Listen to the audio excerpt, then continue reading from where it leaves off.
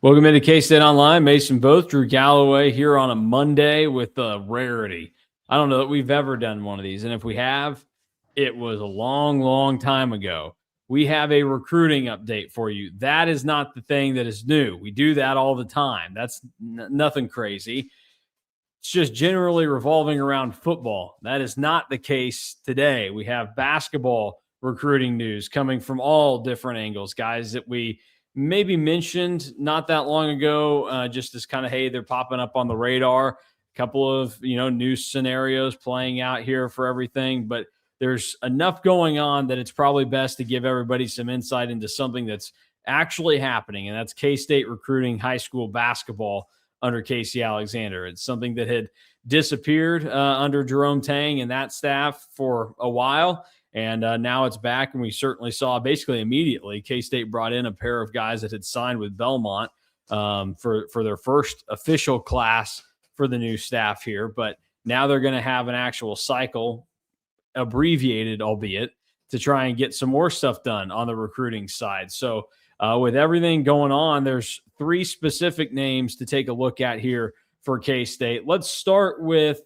the one that you and I instantly discussed when coaching hires were being made, because you were the one that brought it to my attention, but you said, hey, John Cooper has a son that's actually in the 2027 recruiting class. He's got a ranking from Rivals. At the time, he was an industry 4-star. He will be by the time this ends based off of how everything stands right now. At the timing of everything, he's not technically, but he's the 115th ranked player in the Rivals rankings for the class of 2027, and that is Kameron Cooper. So what do we know about Cam Cooper? And the sizing is wrong on that. But what else do we know about Kameron Cooper, who did finally get his K-State offer this week? Yeah, so first off, I think that we've done basketball recruiting updates, but nothing substantial. It was K-State's got to pull off a miracle to get AJ DeBonds. I think that's kind of the last true big basketball recruiting show that we did. But Kameron Cooper, yeah, we talked about him almost as soon as John Cooper was announced as a K-State assistant basketball coach. This would make a lot of sense. It still makes a ton of sense because this cycle, even more so than what Colin Klein and the football staff have gone through, this is such an abbreviated cycle for the basketball staff. This is all kind of previous relationships and also one local guy. It's kind of this class of three that we're going to be talking, or these three guys that we can talk about as a potential class of three for K-State. So John Cooper's son, Kameron, goes to Bishop Gorman High School, one of the best high schools in the country. We're unclear if he will be playing for Manhattan High this year or what's really going on that front at the moment. But Kameron Cooper's a Flint Hills guard. Christian. That would be wild. But he is a guard with some big-time athleticism, can shoot the ball a little bit.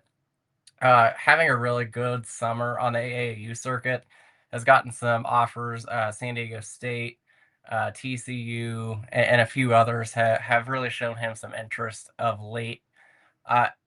It would make a lot of sense for a lot of reasons. Number one, Kameron would just play for his dad as the assistant at K-State. Makes a lot of sense there.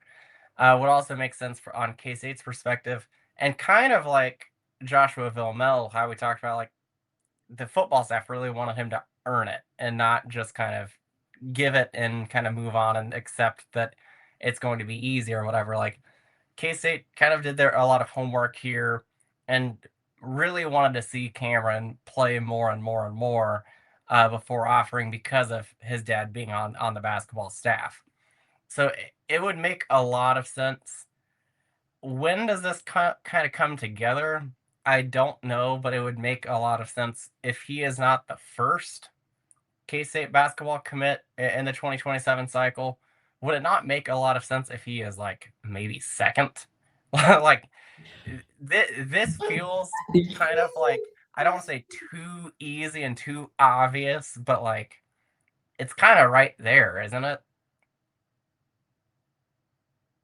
Well, I think that's where people would start to get a little spooked by this, is you saying it's easy, it's obvious.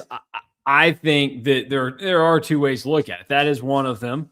That this is, hey, you got your dad's coaching on staff. It's going to happen. Why wouldn't it?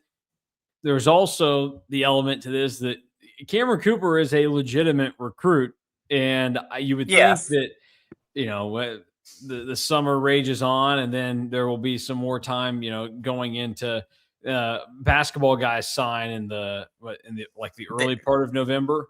yeah, they signed like that first or second week of November. So not as much time, and certainly like their seasons won't be starting in high school at that point. So most guys do have it wrapped up. But I could see a world where you say, well, maybe we want to let this thing play out and see what other offers come in. But the allure of getting to play for a team that your father coaches for, I think, is pretty strong for almost all these guys.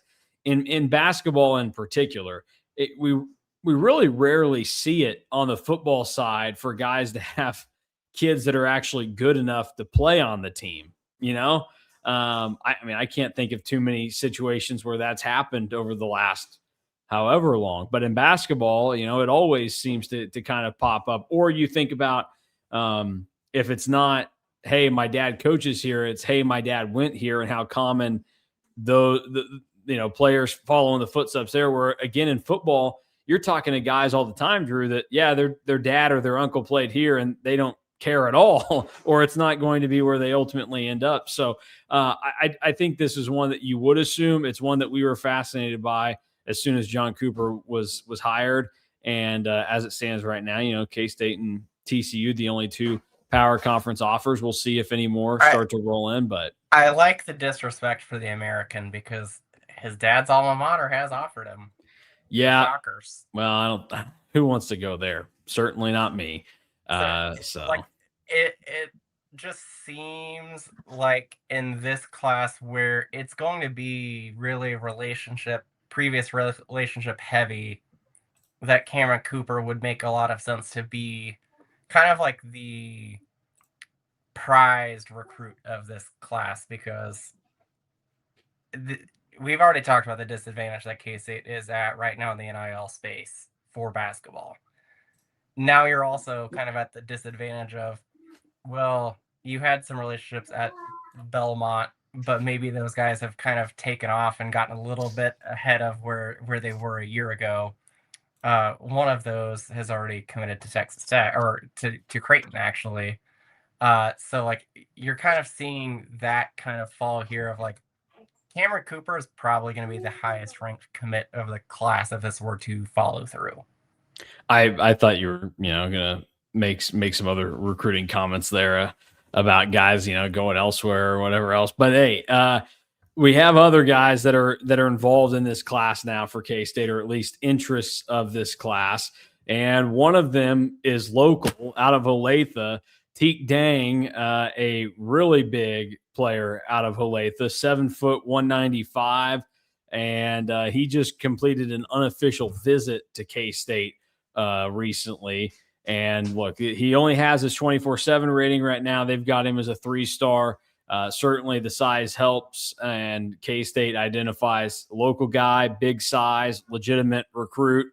I think this is a smart thing to get involved with, because we know that they have prioritized some size with this current team, and the abilities that can come with it, or what they think that they can teach. And then I think that there's just always a benefit to, if it's a local guy, why not take it and see where it goes? And that's what they appear to be doing here, trying to make this thing come to life.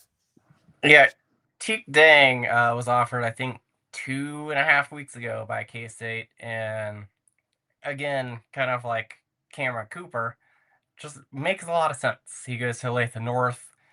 His recruitment isn't exactly crowded right now, but he has some other power conference suitors who haven't offered him yet. Illinois is a notable one that is starting to show him some interest. Oh, shocker. That guy, Brad Underwood, just crawling around Kansas City again. But he has had a really good summer again on the AAU circuit, had a really good end of his high school season playing for Olathe North. He is, again, if you're looking at guys that make just a lot of sense for what K-State wants right now and what they can probably do on the recruiting trail, Teke Deng is another one that, he's from Kansas City. his only offer right now, ironically, is UNLV. So you kind of look at that as like, okay, they rushed to get him on campus, did an official visit already. So like you think that they might be able to get this done quickly. And I think that if this were to play out well for K-State, Teke Deng probably commits in the next few weeks because you probably don't want him going a little bit further without committing to you, because I think that he is due for a few more offers. Maybe not Illinois level, but like I think that he's due to probably get some more offers. Yeah, I mean, you would think more offers and really just even offers that could be on the table or soon to be right now, but then you worry about a guy with that kind of size, the recruitment blowing up even more, and then others really want to try to jump in, factors that you're not even considering right now. You talk about Illinois kind of sniffing. Well, who else decides to start doing that? If he starts to get evaluated in different ways and everything. So that's something to keep a watchful eye over, and obviously very fascinating because this immediately goes in to the local recruiting stuff that we've discussed. And now, hey, the first two guys that we've talked about here would have direct ties to what we assume John Cooper could have a hand in, his son and the local Kansas City recruiting, which is something that he has talked about and discussed when we've gotten the brief moments with him. The other player to know who is locked in an official visit now is Davis Cochran. He's been a longtime target of Casey Alexander's staff because he visited them at Belmont last year. Number 2 player in the state of Tennessee, inside the top 150 in the Rivals rankings. Borderline 4-star, a 6'9", 220-pound power forward, Davis Cochran out of Brentwood, Tennessee. Not the Brentwood where OJ went loose. Brentwood, Tennessee. What do we know about Davis Cochran, Drew? Yeah, he would be right outside of that 4-star range if the rankings ended today. Like you said, visited Belmont previously with Casey Alexander and the whole Belmont staff. Goes to the same high school that Casey Alexander did, so he has even more ties to Casey Alexander there. Unlike Cameron Cooper and Teke Deng, there is like legitimate, like tangible information readily available for Davis Cochran. Like he has already visited Cincinnati, and did so I think a few weeks ago. I think it was June 14th through the 16th, and ended up obviously not committing to Cincinnati. So like you feel good that he's gone through that without committing to the Bearcats. And then he is somebody that if you're looking at like what Casey Alexander and this staff do well is still evaluation.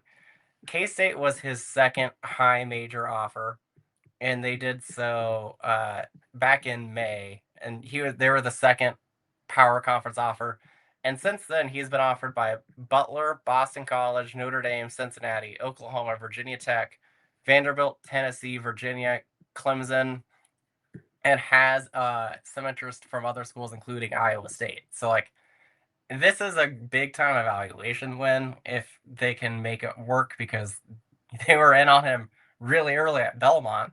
I think they were his second offer when they were at Belmont, and then they were his second power conference offer when he got the job at K-State. So there is some legitimate high level interest in Davis Cochran, and I'm really excited to see where that goes, because like we talked about, like this cycle is going to be so quick for K-State on the basketball front because signing day is in November, and because they took over in March, and a lot of the time they've been out on the road doing high school recruiting, but probably want to have better relationships with the guys in this first class. Like Davis Cochran would be somebody that would kind of have all of that kind of come to fruition and be something that you want, because I just saw that I believe Belmont was actually his first offer.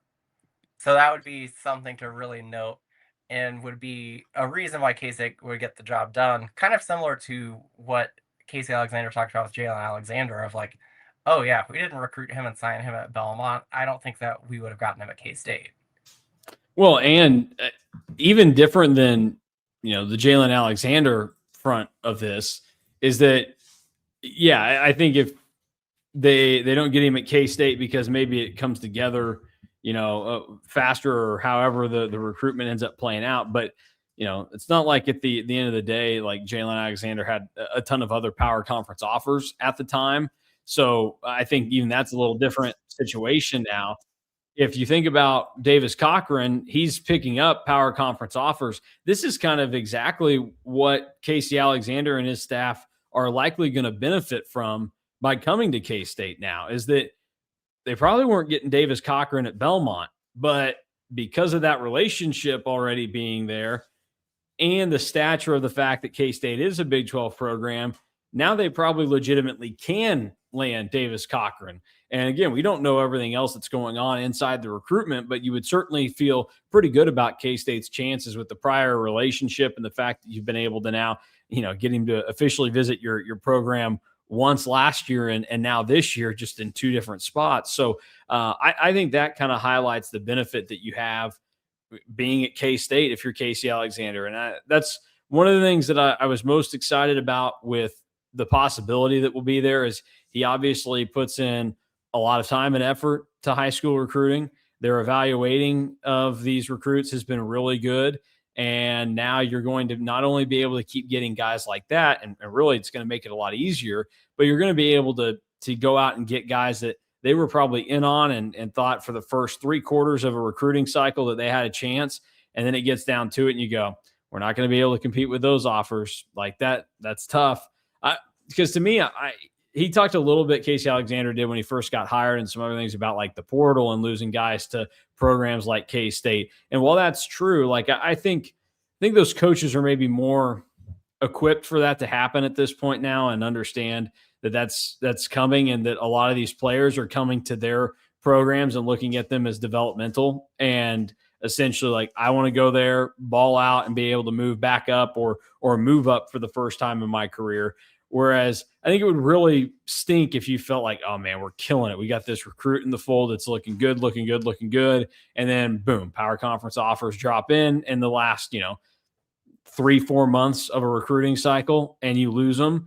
And I think that's where the big difference is going to come for Casey Alexander and what they get to experience. And then on top of that, now they're going to have the opportunity to be more legitimate players for guys that it's not just fringe top 150 guys. It's guys that are inside the top 50 that they could start making moves on, because that's where I think if you're not one of the blue bloods in the sport, you can live in the recruit number 30 to 150 range and just pick up dudes left and right. And because we're going to turn out to be really good and others won't. Yeah, because one of them will hit in an era with player movement too. Like if you take a class of 3, obviously, ideally, you'd want all 3 to really hit for you. But if only one does, it's a lot easier to move on and keep the retention that way. This is what TJ Otzelberger has done at Iowa State over the last couple of years to get them to the spot that they're in right now. That they're 3rd in the recruiting rankings for this 2027 cycle. It's still semi early for that. They were 35th last year. They were 34th the year before, but they were 34th with Jamarian Bateman and Xavier Mitchell, who were 2 4-star guys, number 50 and number 83. And then Killian Torre, he was the lowest rated out of all of them. He was number 182, and he ended up having the most productive freshman season out of all of them. And then he was the best one. Yeah, they got the number 69 player in 2024. 2023, they really hit it big. They went and they got the number 10 player, Omaha Blue. That didn't really work out for him. But Milan Momcilovic, number 44 on that list. That did work out pretty well for him until there's some drama there that I don't think Iowa State fans have fully unpacked and want to, place blame on one or the other. I think they need to have a conversation about why Milan Momcilovic is not playing at Iowa State this year and instead is going to play at Kentucky. But anyways, they got JT Rock, number 113 player in the country. Jelani Hamilton, number 127. Caden Fish, number 183. That is just having your pick of the litter. And guess what happened there? They took 5 guys in that recruiting class, in the class of 2023. It was 11th in the country. Okay, you can say 4 of those guys did not hit for them. That is totally fine because you know what? They did hit on one of them, and he turned The one into they hit on was awesome. Yeah, he turned into, one of the best players at Iowa State who's had a really good run here since about 2011, 2012. He's turned into one of the best players in that time frame and beyond that for Iowa State basketball. So that's kind of where I think there has been an opportunity missed for K-State in recruiting. And a lot of these schools, I don't think, have valued it to the extent that they should at this point in time. So that to me is kind of what I would like to see K-State do more of, because right now you can look at the team rankings for, well, let's just for the sake of it, so we have complete classes to kind of work with, look at 2026. The top 10 classes there: Arkansas, Calipari / big money. Okay. That kind of fits in the same category as Duke, obviously. Alabama's in the top 10, Kansas top 10, Michigan top 10, Michigan State top 10, Connecticut top 10. But a couple of other teams saw a window in there. Now, USC, you can kind of debate. That's a little bit of a different deal out there with where they're at. They got the number 6 player in the country, California native. And really, they stacked up with a bunch of guys that are having direct ties there. They got 2 brothers, which really helped bolster things for them. But Oklahoma State had the number 9 class in 2026. And here's what I'll tell you. Do I think that all 4 guys that Oklahoma State landed are going to turn out to be studs? No. I think there's a very real chance that, a bunch of these guys, you know their names now. You're not going to know their names 3 years from now. But if Oklahoma State becomes good under Steve Lutz, one of the 4 guys in this class are going to be a part of the reason why. So whether it's Latrell Allman or Jalen Montanati or Parker Robinson, one of those, that is going to be a contributing factor. And you know what? Maybe they miss in this cycle, but if you keep swinging, it's eventually going to come through for you. And I think that's why this is an important thing for K-State to continue focusing on high school recruiting, because there's a real window for them to operate with right now.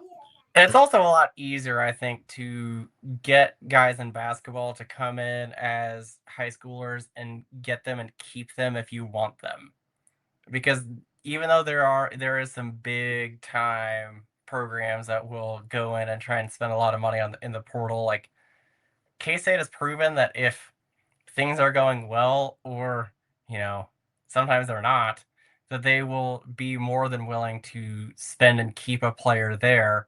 Because I think that everybody wants, in this administration with Casey Alexander, to have a 4-year guy that stays all 4 years only at K-State. I guess technically they could play all 5 years at K-State and only play there for 5 years and kind of get that monkey off their back, because Mike McGurl is still the last 4-year player to graduate from K-State and not go to another school. Because Taj Manning did the same thing, but not really, because he's at Iowa State now. So I think that's just something that a lot of fans really want. And retention is still winning. UConn has had a bunch of retention. They won. Michigan, yes, brought in a lot of transfers and won the national title. But the thing that goes really unnoticed by a lot of people that see that is a lot of players at Michigan were in their 2nd year at Michigan. Yeah. So, which I think we need to do a better job. And I've said this before. I feel like we've talked about this before. But once a guy has been in the program for a full year and he's back for a 2nd year, quit calling him a transfer anymore. Quit calling him a transfer. You're a part, like Jerron Tibbs. He's not a transfer this year. He's been on the team. That's how this is going to work and operate. But yeah, also, hey, you don't need to shortchange it. Mike McGurl was a 5-year player at K-State. I guess, that does, 5 years. So, Montana Wheeler wouldn't be a transfer next year if he comes back to K-State. And I feel the same way about all the guys in the junior class, too. Like, all of those guys, once they're in, they're not transfers anymore, because you could have transferred but chose not to again, so you're just kind of part of it. Yep. And and we've talked about this even with football commits. It is much easier to get somebody to stay because they've already been there once than have to go pay more for somebody else. Yeah, so if you absolutely. if you hit on somebody, it's going to be a lot easier for them to want to stay. And the other thing that I'll talk about here is class size. Casey Alexander's talked about, like, it depends on the year, obviously, but he wants to bring in probably 2 or 3 every year. With how things are going right now, I think that a few more targets will probably emerge, because it's not that they've been doing nothing, but there's just a lot more public K-State offers and visits and all of that being brought to our attention over the last 2 or 3 days. That I think that we'll probably see a little bit more emerge. I think this is going to be a class of 3. I think so too. I think that to get to 3, you need at least 2 from this group, though. I would agree with that. And I kind of feel like they get at least 2 from this group. It would make a lot of sense to get at least 2. I don't think it's out of the realm of possibility that it's all 3 of them. I mean, no. Let's throw a percentage on it right now. If you had to go, I feel, like it's 50-50 or 60-40 that they get all 3 of these guys. Where would you go? I think I'd go like 35% that they get all 3. Okay. Who's the one you're least confident in? Davis Cochran, because he has legitimate competition. I mean, both in-state power conference schools have offered him in the last week. Yeah. Well, we'll see how it ends up playing out there for K-State, but that's how things look right now on the recruiting front. A reminder for everybody, K-State Night at the K coming up July 17th. Oh, yeah. Not a great week for the Royals, but hey, that's okay. We've been saying it for a few months now. They will eventually play better, and it's might as well happen July 17th when they face the Padres. Friday night, it's going to be Fireworks Friday. Get excited for that. Discounted tickets and parking, gofevo.com/event/KSO, the number 2. Get your Royals and K-State branded cup. You're also going to get to show up and, see a bunch of K-Staters there. We'll see who throws out the first pitch. We're big on that. And, again, this is in the hunt to try to outdo what Nebraska did last year, where people let Nebraska be the best theme night for the Royals last year. We got to get better about that, okay? So go for the experience. It's going to be a good time. The Royals might allow 20. They might actually win a game. Who knows? But you're going to have a good time. I won't even be there. I am so jealous of everybody. I need to look here. I went a few years ago. I know what some people are out there thinking. They're going, mid-July, that weather is going to be brutal. I'm not going to be able to handle that. No. Don't think of it that way. I went to a game mid-July a few years ago. It would have been 2 years ago, I guess, at Kaufman. Not a problem at all. It was perfect weather. Maybe we get very, very lucky and you don't have to worry about it. But either way, you get out there. If you're warm, go chill by the fountains, get some of that mist blowing on you. There's really nothing like that when you're at Kaufman. Make the kids go watch the water blow around. And you're look, bright side, if you don't love baseball, you're only going to watch like 6 innings of the game anyways, because you got to go stop in the first third to go stand in the line to get a picture taken with Slugger. I know that's what's going to be happening to me. So I thought you were going to say it's 6 or 7 innings because the team's already going to be losing badly. No, Drew, come on. We know that this is going to be A-okay. All right, here you go. Just to remind you of what I'm talking about here. This is this July 19th, 2024. The exact same date. Well, pretty close. Roughly. Almost. Yeah.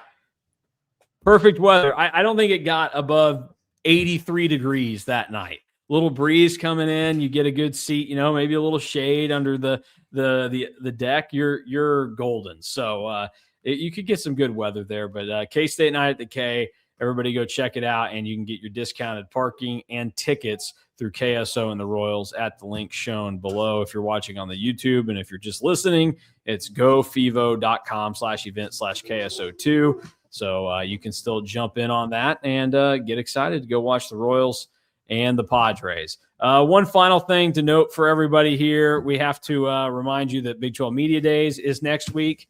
and K-State is going to get to send 4 players. They had the option to send more than that. For some reason, they didn't. It'll be Avery Johnson, Joe Jackson, Rex Van Wy, and Wesley Fair. Is this the first time that you can remember K-State going on the second day? Since I started going, I mean, 2019 was my first year, so it's not like it's that long ago. But yes, first time that I can remember them being on the second day, and they're doing it. RIP to the TV stations in the area. They're doing it on the same day with KU. So if you have to cover both teams, you're just going to be nonstop. You're probably going to miss people. It's going to be a train wreck all day.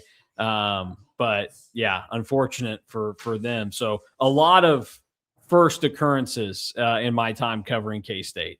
First day of Big 12 Media Days, you'll probably get to see a lot of us with like Wyatt and Stan Weber, and I'm still petitioning TNT crew. If you're listening to this for whatever reason and you happen to be in Frisco, hop on with us. I have my doubts that they'll be there. They were there last year. All of them, or who? Golick Jr. was for sure. Well, he's big time now. He's back on ESPN radio starting in the fall. Does that mean that he's also not going to be on TNT anymore? That's where I'm starting to think they might bring him. I don't know. We'll see how that works out. That's a lot of media coverage stuff that nobody really cares about. But those are the 4 that K-State's taking. Colin Klein will be there as well, so we'll get to hear from him, and hopefully we get to talk to Gene Taylor this year. He was on vacation last year during media days, which I was like, is that allowed for the ADs to do that? So hopefully we get to see him this coming year, and we get to talk to him down there. And then, obviously there's a lot of other guys that end up coming into the fold that we get to talk to as well. Avery's also the first 3-time Big 12 Media Day goer that I can remember. I'm going to guess I think Skylar Thompson maybe did it 3 times. He did. Because didn't Bill take both he and Alex Delton in 2018, and then 2019 he went. That was my first year, and then he would have gone in 2021. So he would have gone in 2021. So I think Skylar Thompson did it. As I was saying, it depends on if he went in 18, but Avery 3 times. Shout out, because it's a hard day for them. Could he become the first 4-time guy next year? We'll have to see. Like we said, I hope he doesn't, because I hope that the situation dictates he doesn't need to come back for another year. But it's also just funny because like guys like Deuce Vaughn never went to Big 12 Media Days, but Avery went as a true sophomore. What do you make of the other 3 guys that get to go this year? Joe Jackson makes a lot of sense because he's been one of the big leaders of the spring. Rex Van Wy is a little bit surprising, but I'm interested to see kind of what he brings to the table. And Wesley Fair, another program guy, kind of like Rex Van Wy. It is very Bill Snyder of Colin Klein that all 4 guys have been in the program for at least 4 seasons. Rex Van Wy, is this going to be? Yeah, it's going to be his 4th season too. Yeah, that's kind of what I thought. This is very Snyderish, where it's, guys that have been kind of tagged as leaders. They've all been in the program for a long time, so it makes sense. And taking the minimum, not extending beyond what you could take, and just kind of limiting it. It all feels very on brand. So it's very Bill. I'll be interested to see what we get out of it, because obviously we've experienced media days with Avery Johnson before, but I think Joe Jackson will be good. I think Wesley Fair will be interesting too, and it's really going to be the first time that we get any kind of indication or look into Rex Van Wy. He's in an odd spot too, because we don't perceive him to be a guy that's he'll get playing time this year, but we don't think he's going to be a starter on the defense. Yeah, so that's interesting. Will the players be in full uniform like they were last year? I hope not. I think that's weird. So I hope we get them either before or after they have to go do their TV stuff. Because it made it very crowded by us. Yeah. Well, I'm excited for it. I can't wait, because that means I get to do a couple of days of the KSO show without my daughters needing to be taking naps, because when they don't take naps, makes it a little bit more of an interesting show. That'll do it for us today. We will be back again tomorrow talking more K-State, and then we pause and we start to look back on Friday, because we will have a KSO Classic for you about the 2000 Cotton Bowl. Well, again, I have to preface, because, look, I would say 2001 Cotton Bowl. I don't want to confuse anybody. The game happened in 2001. It was from the 2000 season, but K-State and Tennessee, we'll talk about that pretty exciting game in the snow for the Cats against the Vols. So that's coming up later this week on the KSO show. For Drew Galloway, I'm Mason Voth. Thanks for watching and listening to K-State Online. We'll talk to you tomorrow.